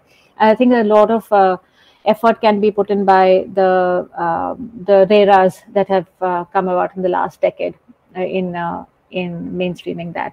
So land registration procedures for housing should be simplified, and the fees, of course, should also be affordable, so that the lowest strata can access. Next, please. Again, Professor Krishna made my job a bit easier. We did talk about all of this in the previous presentation also, that how do you make housing stock more responsive? You can play with FARs, lower the minimum plot sizes, permit the addition of a unit in a single family home, and allow for densification. So mixed use can be, and generally we get mixed use by default, not really by design, but actually to do it by design with proper allocation of space. Next, please. Thank you. Financial plan, the last building block of this approach. Yeah. So fiscal planning and budgeting into the housing policy has to be put in. You have to optimize public financing and resource allocation to housing programs, and collaborate with private sector and civil society. And I'll share some examples very quickly. Actually, should be going there of how that can be done with a non-profit and civil society organization. Next, please. Yeah. So there'll be case studies here, and if we run out of time, this presentation will be with you, and be happy to talk at a later date, but we'll just go very quickly through that. So this is a community mortgage program out of Philippines, and it was a part of their national shelter program. And what they did is they set it up as a group loan or a mortgage, group mortgage. And it was designed to help legally organized, recognized associations. Their community groups, they organize themselves into legal bodies and homeless citizens. So they to buy and develop land, and they also own the lots they occupy. So it's like a shared community ownership, and the temporary permits could be shared within the members of the community. So this CMP, or the Community Mortgage Program, they can transfer fund to the community association. They can offer loans for site improvements and house construction, and they offer land security through ownership, but there's no transfer of ownership to an informal settler. It's more like a joint ownership. And the community organization, in return for the municipal body to do this, they have to comply with documentary and organizational requirements. So it's like a shared communal ownership with members as part of the organization. So they have safety of tenure. They know that they will not be evicted. And this loan program then works to incrementally develop housing for the poor. So these housing loans will give you loans in phases. They'll give you, the phase 1 will be for land acquisition, 2 will be for site development, and then the last phase will be for home improvement. And so how does this program start? When a community, and which will then come with a community organization, a legally organized body, will apply for a loan from this National Home Mortgage Finance Corporation. This loan amount is then correlated with the value of the land that they're occupying, and there are appraisals. And then all sites and settlements have to obtain clearances from the Department of Environment, whether you can build there, can't build there, and there's a method for supervision permit also. And through this program, the Philippines has assisted, of course, over 2 lakhs households. And this was done back in 2010. Next, please. What they did in Vienna, they built first housing which was designed with women in mind. And the designs were chosen based, of course, through a competitive bid, and was built in the mid 90s. The flats were multi-story blocks on 2 hectares of land, and there were 4 flats with people with disabilities and also with assisted living, so the community was designed keeping in mind open spaces, and you see a couple of examples of those also in the next slide. And the plans were also designed in keeping in mind different uses through a gender lens, and designing for all phases. So from, as you can see, from a toddler to all the way to an elderly as we move around. So the spaces are flexible within the house to allow for different use, the different phase of life for the occupant. Next, please. And there were gender-sensitive park designs. They did mapping of uses of how a woman uses or groups of women use a park or a community when they were doing this. So user mapping was extensively done here. Next, please. In Spain, there's an example of a rental mediation program. So traditionally, public housing policies have prioritized home ownership, and when there is limited availability of housing, those who can't afford or do not want to be homeowners, they're usually left without an option. And in Spain also, 82% of housing is privately owned, and of which 8.5% is privately rented, and 9.5% is socially rented. So still a significant part of the population struggles to find housing that's accessible and affordable. And there are documented, undocumented migrants also in this, which we have as well. So this program, it's mediates between property owners and individuals which have low income and limited financial support, and it ensures opportunity in the rental market. So the targeted group, of course, is individuals with low income and limited social support. And these could include young who are just out of college with minimal financial abilities, ethnic minorities, refugees, immigrants, and also single parent families. So it was started as an NGO initiative, and now the program has been adopted by local authorities. The program arranges multi-risk insurance guarantees for rental payments so that the property owners are assured that they will get rental payments. Although the rents are decided, they're usually lower than the market rents, but they're still attractive for some landlords whose property was vacant and they were not drawing any value out of their property. So the stock taking is critical, and of course getting such landowners on board, which with a guarantee from the state and from an insurer for their property. So this mediation program started in the 1990 in Madrid, but has now spread in the last 20 years to other parts of other regions of Spain as well. So the impact of this, of course, that is the demand for social support reduces when you have access to such housing, and especially when a beneficiary is into its second year of lease, and you are making an impact on preventing homelessness and reducing vulnerability, and will have associated benefits of reducing crime and other associated disadvantages that we have. Landlords are not permitted to choose tenants who will occupy the property under this approach, preventing exclusion. So you can't really pick and choose your tenant. It's governed by the state, so that they're fair and inclusive. Next, please. So there are diagnostic tools that Human Habitats has used to build housing profiles of different countries, and there are some examples and they're available on our website. And there's analysis of slum conditions, housing needs and demand, delivery systems of housing in different countries. And if I'd encourage you to go on the website if you are interested in this topic. Next, please. Do we have time for this? There are about 6 or 7 slides left. I turn to you if there is. Otherwise, I'll leave these slides with you to walk through. They're fairly simple. Yes, madam. Please continue. Okay. All right. So this is an example of national housing policy from Afghanistan, which was developed by, in assistance, Human Habitat give technical assistance on this.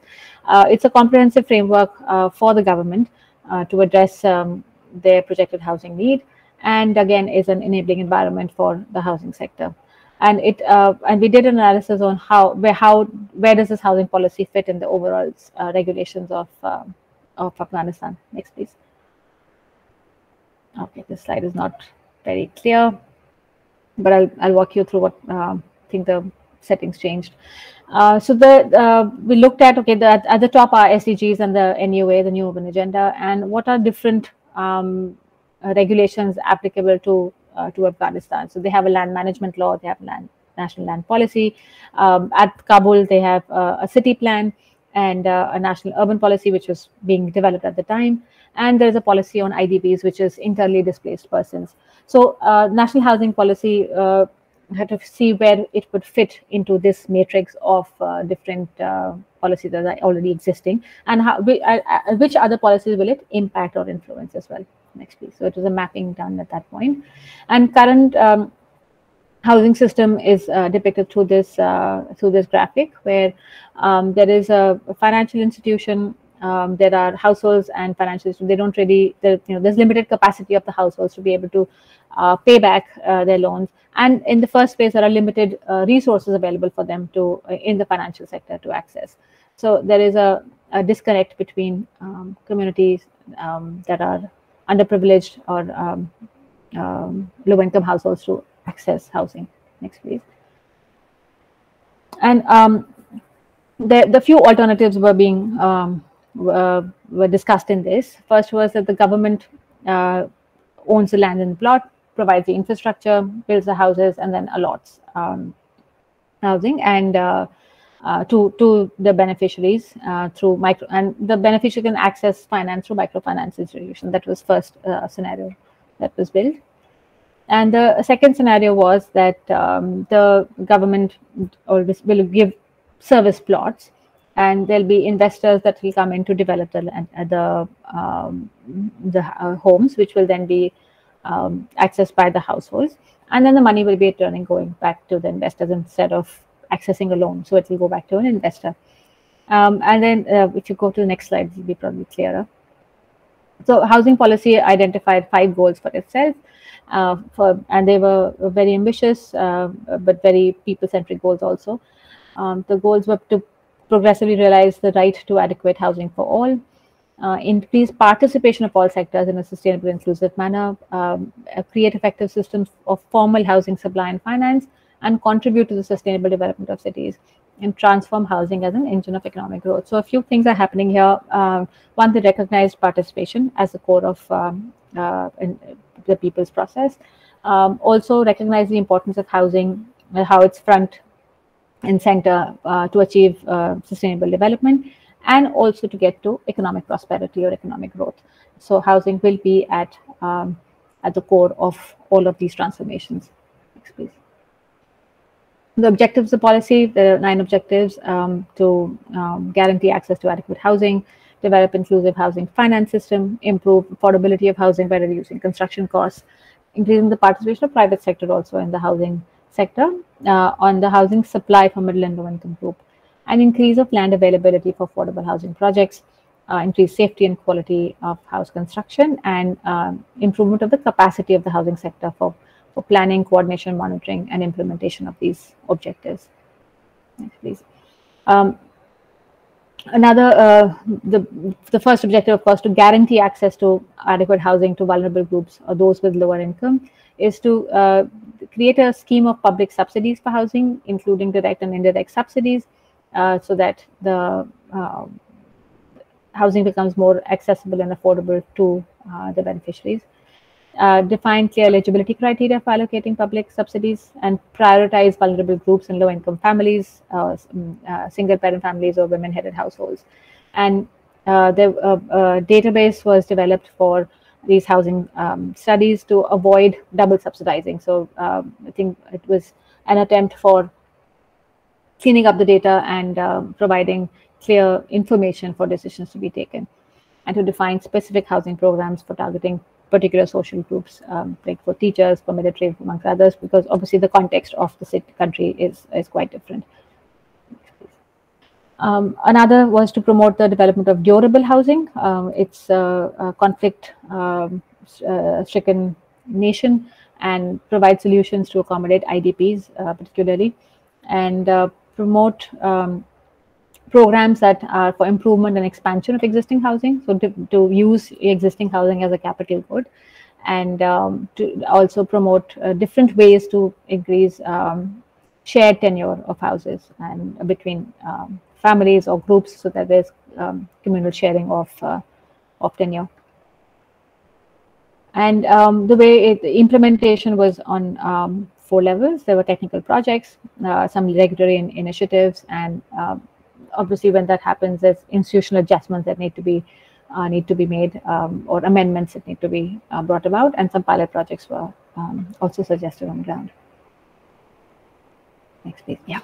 So that is all that I had for today, and if any more information is needed, we'll be happy to provide that. Yeah. Thank you, madam, for a wonderful presentation. Thank you.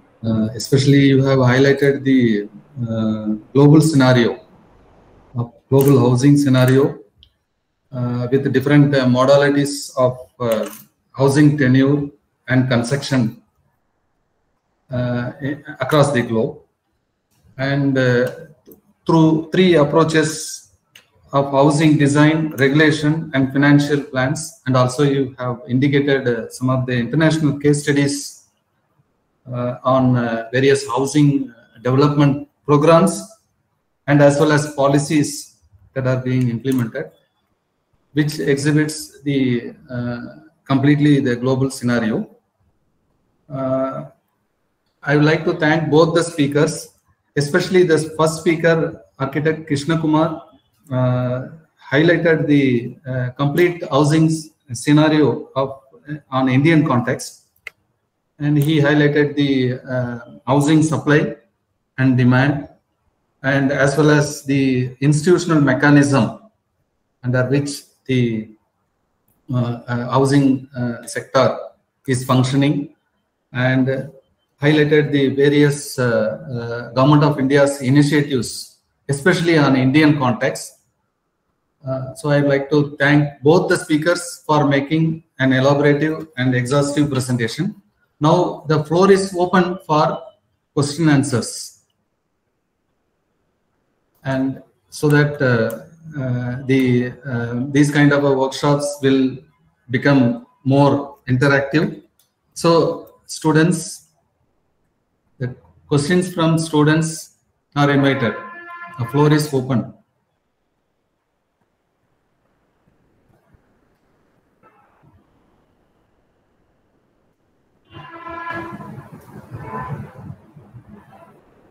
Hello. Any questions? Questions from the faculty also?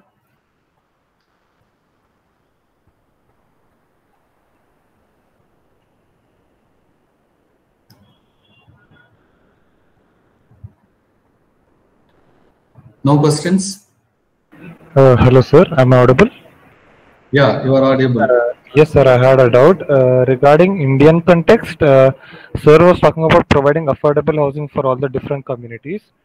So, considering opportunities for different communities and all, are there any specific opportunities for private developers or real estate developers in a way where they will also feel for developing these affordable housing things? The question is to speaker one, I think, sir. Yes, sir. Yeah, and thanks, Sai Sharan, for keeping the word and asking the question. Yes, this is for Mansi also. Mansi, thank you for being a co-speaker. There is development control regulations level provision in at least Andhra Pradesh and as well as Telangana. That is, in any group housing having an acreage of more than 3 or 4 acres. I'm not very sure of the 3 or 4, but beyond that, any private developer initiated housing, it may be on public-private partnership, or it may be a totally fully owned project. I'm not taking the reference of land and building share. I'm talking of a project. It is not initiated by government, or it can be on a PPP. In such cases, 5% of the total number of units, 5% of the total built-up area must be given or allocated for economically weaker sections. And same 5% should be for lower income group. Now, this is one approach. The other approach is allocate 12.5% of the total number of dwelling units being constructed through this project for LIG as well as EWS. That means it amounts to 25% of the total number of dwelling units proposed to be built under this project should be allocated for the economically weaker section and lower income group.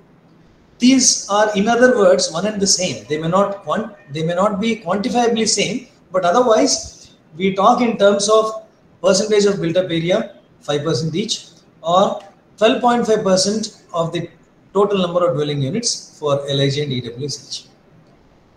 Now, expecting that Sai Sharan's question would be complete, I extend my answer saying the provision of this facility as per the development control regulations can be within the site, the same site where the project is proposed, or it can be at a radius of 5 kilometers of the project site, or it can also be in a suitable radius from the city limits of the city where this project is coming up. Now, there is another alternative, very grateful alternative of this developer need not construct in situ, need not provide off-site. He can also finance similar number of dwelling units or equal number of built-up area where a government has taken up a housing provision scheme. So he need not attribute this provision to only his or her scheme or the project. He can also pump in that much of money into any project which is taken up by the government. And if they do this, there is an exemption from paying the city level infrastructure impact assessment fees.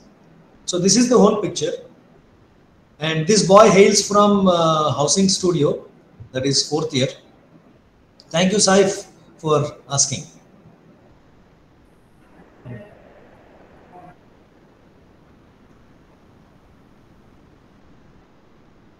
questions?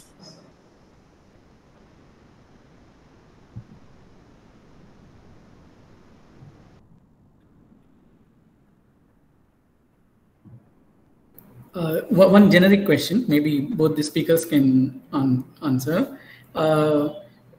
Mansi, do you see any difference in the approach, how India is looking at this problem? Whereas you have shown the other European countries and how they approach the issue of housing. And the first presenter spoke about India's case. So do you see a major difference in our approach, or is it the same approach that is followed throughout the world?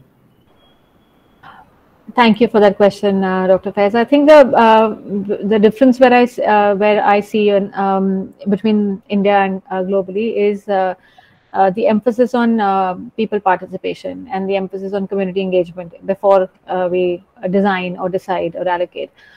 Having said that, we do recognize that India is a very diverse country, and the examples that we were sharing are from smaller, maybe slightly more homogeneous. I wouldn't say a lot, but then there are examples from Indonesia and Philippines who have similar context, but the approach is more people centric and slightly out of the box thinking. I'd say, like a community rental program, we've not really gone and experimented here, or tested rather in India. But although we are moving towards an affordable rental housing scenario in India also, and trying to work through the ropes. So the process is started, but I just say that the participation at the base of it before designing a program is something that I see as the only or a very big difference. And I'd like to hear what Dr. Krishna also has to say about this. Yeah, nothing to add, Mansi, on this.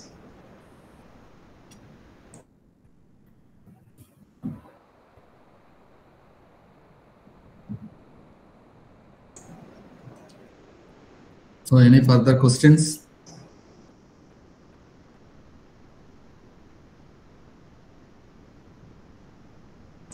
Yeah, but on a second thought, I would like to address this, what Mansi asked, in a different way. In case of India, because of the huge geographical diversity, the shortage and supply are not in resonance. They do not resonate well with each other, because we are talking of numbers alone.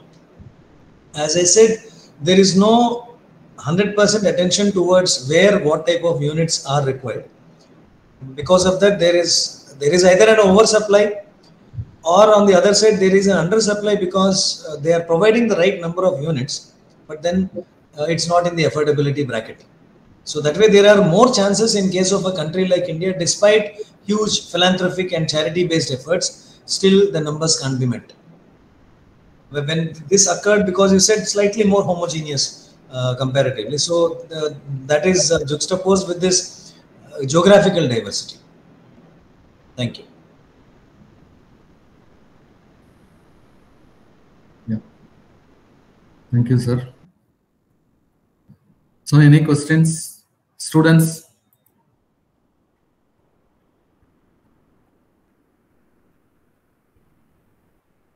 And faculty? Any more questions? If there are no questions, I think it's time for concluding the session. The director sir is there.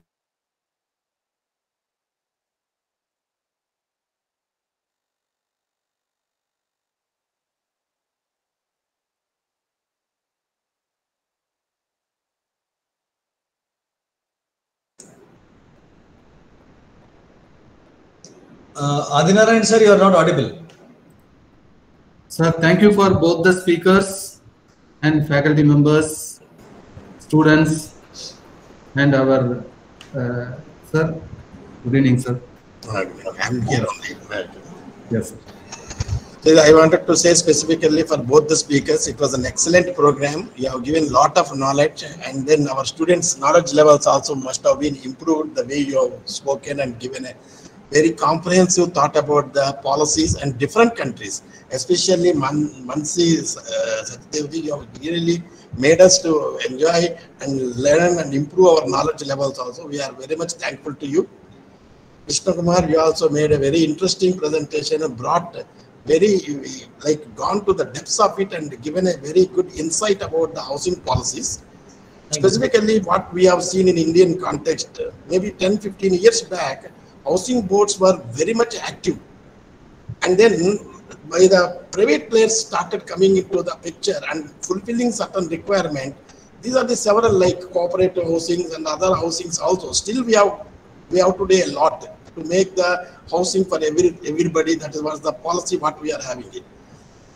Both the topics are very interesting and very useful, and we are thankful to both of you, especially like Manish Sachdevji. You have really given a lot of knowledge to us. Thank you very much. Same way like KK Krishna Kumar. Thank you, sir. Really made your thought and your presentation was very impressive and given a lot of knowledge to us. Thank you very much. Thank you so much. Thank you for the opportunity, and yeah, we're looking forward to the next iteration in April. Thank you, madam. Thank you. Have a good evening. Thank you. Bye-bye. Yeah, thank you, sir.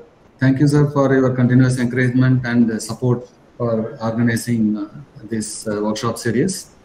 And once again, I thank all the participants. And now it's time for concluding our session. Now I would request Jayesh, Mr. Jayesh, Assistant Planner, Department of Planning, to deliver a vote of thanks. Thank you. Thank you, Adinarayan sir, for giving this opportunity. I'm thankful to Professor Dr. Ramesh Rikonda sir for providing this platform to our students related to various aspects of planning in collaboration with UN Habitat through this workshop series of 2022-23. Along with that, I would like to thank UN Habitat Senior Urban Planner, Mansi Sachdev, for providing insightful information and sharing her knowledge about various case studies from all over the world, Afghanistan, Spain, Vienna, and all these places. I would also like to thank Krishna Kumar sir for sharing the insightful information about various policy interventions which are taking place in India, especially the PMAY, which is happening at a very large scale in urban as well as rural spectrum.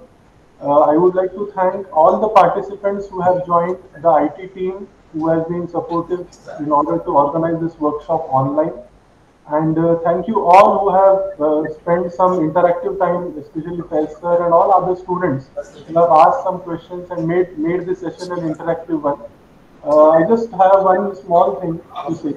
That is, in Western countries, especially West European countries, there are cities wherein we stand in front of, they call it as social housing. In India, we can clearly identify that this is a social housing and this is a housing which is done or built by a private player. But in Western European countries, we cannot recognize the difference between social housing and a private house. So I think that should be the target of all of us as planners and architects, to make our houses, our social housing schemes in such a way and inclusive in such a way that they can cater the needs, and there cannot be any difference between a privately built or a private entrepreneur, a builder building a house, and a person from the government building a house.